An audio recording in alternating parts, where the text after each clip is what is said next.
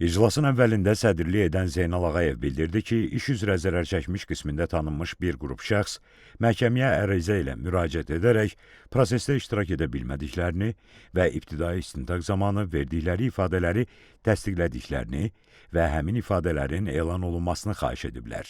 Tərəflər həmin ifadələrin elan olunmasına və tədqiqinə etiraz etmədiklərini bildirdilər. Məlumat verildi ki, sözgedən ifadələr növbəti iclaslarda elan olunacaq. Sonra iclas cinayət işi materiallarında olan sənədlərin elan olunması ilə davam etdirildi. Əvvəlcə törədilmiş cinayət hadisələrinə dair ümumi faktlar və dövlət qurumlarından daxil olmuş statistik məlumatlar üzrə sənədlər elan olundu. Ermənistan vaxtilə Azərbaycanın suveren ərazilərini işğal edəndə əsir götürülmüş azərbaycanlılara verilən işgəncələr həmin sənədlərlə bir daha təsdiqini tapır. İbtidai istintaq materiallarında qeyd edilir ki, iş üzrə keçən və sosial şəbəkələrində yerləşdirilən video materiala baxış zamanı əsir götürülən azərbaycanlılara qeyri-insani rəftar göstərilməsi, onların şərəf və ləyaqətlərinin alçaldılması, müxtəlif işgəncələr verilməsi faktları ilə Ermənistanın beynəlxalq konvensiyaların tələblərini kobud şəkildə pozması bir daha təsdiqini tapıb. Video materialda real döyüş səhnələri lentə alınıb. Görüntülər zamanı Azərbaycanlıların qətlə yetirildiyi, onların torpaq üzərində cansız cəsədlərinin qaldığı görünür. Əsir götürülən Azərbaycan hərbiçisini isə təhqir edərək ona müxtəlif zorakılıqlar ediblər. Videoda həmin şəxsin sifət nahiyəsindən qan axdığı görünür. Bundan sonra görüntülərdə viran qoyulmuş bir ərazidə Ermənistan hərbiçilərinin talançılıqla məşğul olduğu görünür. Növbəti görüntülərdə əsir götürülən azərbaycanlıları təhqir edərək onların şəxsiyyətini ələ salırlar. Əsirlərin sifət nahiyələrindəki müxtəlif xəsarətlər açıq-aydın görünür. Məhkəmə prosesində işğal zamanı azərbaycanlıların qətlə yetirilməsi, yaralanması, dövlətə və ayrı-ayrı şəxslərə dəyən ziyan, Azərbaycanın təbii, mədəni sərvətlərinin talan olunması, ekologiyasına, iqtisadiyyatına zərər vurulmasına dair sənədlər, məlumatlar elan olundu. İş materiallarına əlavə edilmiş sənədlərdən görünür ki, 2020-ci il oktyabrın 4-də həmin vaxt Ermənistan Azərbaycanın mülki əhalisi arasında təşviş yaratmaq məqsədi ilə Gəncənin atəşə tutulması ilə bağlı qərar qəbul edib.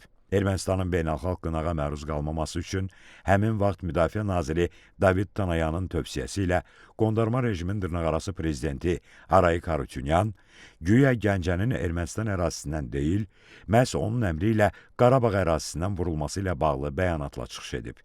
Qeyd olunan çıxış YouTube sosial şəbəkəsində də yerləşdirilib və paylaşılıb. Arayik Harutyunyan 2021-ci il fevralın 16-sında Rusiya sülhməramlı kontingentinin nümayəndələri ilə görüşü zamanı fevralın 17-sində 13-18 nəfər azərbaycanlının cəsədinin təhvil veriləcəyini, istehza ilə həmin cəsədlərin təhvil verilməsinin Xocalı soyqırımından sonra Azərbaycana hədiyyə olunduğunu bildirməklə təqdim edib.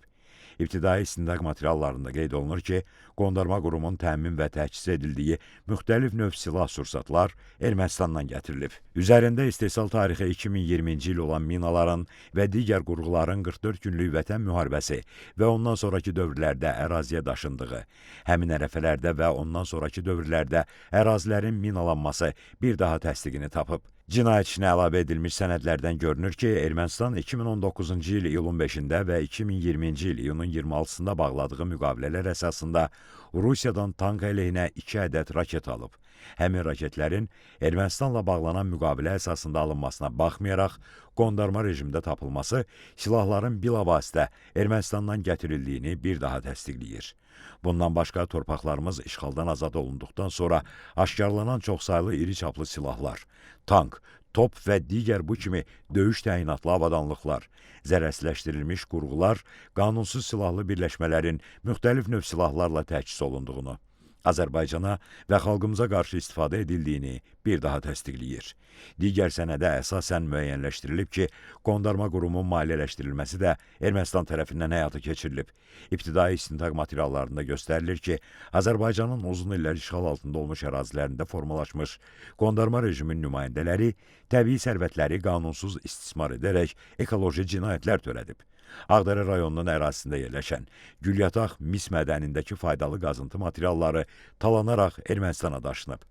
Vətən müharibəsindən sonraki dövrdə hər gün Səhər saatlarında Ermənistanın Gorus rayonundan yola düşən yük avtomobilləri qeyd olunan mədənə gəlib.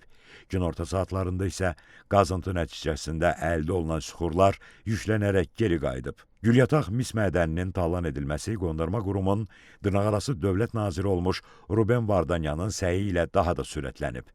Mədən ərazisinin PUA vasitəsilə video çəkilişlərinin müqayisəli təhlili zamanı 2022-ci ilin yay aylarında aparılmış qazıntı işlərinin radiusunun dəfələrlə genişləndirildiyi və əraziyə çoxlu sayda yeni texnikanın gətirildiyi müşahidə edilib. İşğal dövründə istismar olunmuş Zod qızıl mədəninin əksər hissəsi Kəlbəcər rayonunun Söyüdlü ərazisində yerləşir və burada qanunsuz qızıl hasilatı aparılıb. Metallurgiya sahəsində fəaliyyət göstərən Ermənistandakı Valex Group şirkətinin isə Ağdərədə filiz yataqlarının istismarı ilə məşğul olduğu müəyyənləşib. Heyvalı yatağından çıxarılmış filiz və digər xam malın ilkin emalı aparılaraq Ermənistanın Alaverdi şəhərində yerləşən zavoda daşınıb.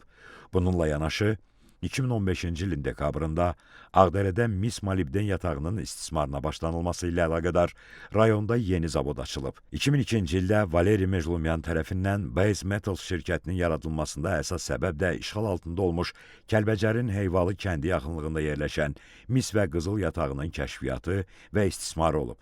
İbtidai istintaq materiallarında qeyd olunur ki, şirkətin baş direktoru Artur Mukurtumyanın sözlərinə görə Heyvalda kəşf olunmuş 3,2 milyon ton filizin 2,8 milyon tona yaxını istismar edilib. Şirkətin Ağdərədə Qızılbulaq qızıl mis mədənində qazıntı işləri həyata keçirdiyi barədə də əməliyyat məlumatları daxil olub. İstintaq materiallarında işğal zamanı Azərbaycanın təbii sərvətlərinin qanunsuz istismar olunmasında və talan edilməsində iştirak edən daha bir neçə şirkətin adı keçir.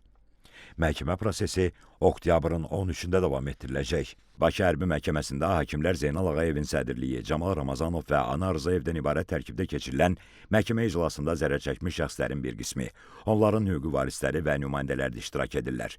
Qeyd edək ki, Ermənistan dövlətinin, onun dövlət qurumlarının vəzifəli şəxslərinin, hərbi qüvvələrinin və qanunsuz silahlı birləşmələrin bilavasitə rəhbərliyi və iştirakı, şifahi yazılı qaydada verdiyi tapşırıq, göstəriş və təlimatları, maddi, texniki, şəxsi heyətlə verdiyi dəstəyi, mərkəzi qaydada idarəçiliyi əsasında, eləcə də ciddi nəzarət altında Azərbaycan ərazisində daxili və beynəlxalq hüquq normalarına zidd şəkildə Azərbaycana hərbi təcavüz etmək məqsədilə yaradılmış, həmçinin Robert Köçəryan, Serj Sarkisyan, Vazgen Manukyan, Vazgen Sarkisyan, Samvel Babayan, Vitali Balasanyan, Zori Balayan, Seyran Ohanyan, Arşavir Qaramyan, Monte Melkonyan və digərlərinin rəhbərliyi, bilavasitə və dolayı iştirakları ilə Ermənistan dövləti, o cümlədən sözü gedən cinayətkar birlik tərəfindən aparılan təcavüzkar müharibənin gedişində törədilmiş çoxsaylı cinayət faktlarına dair cinayət işi üzrə 15 nəfər erməni əsilli təqsirləndirilən şəxs ittiham edilir.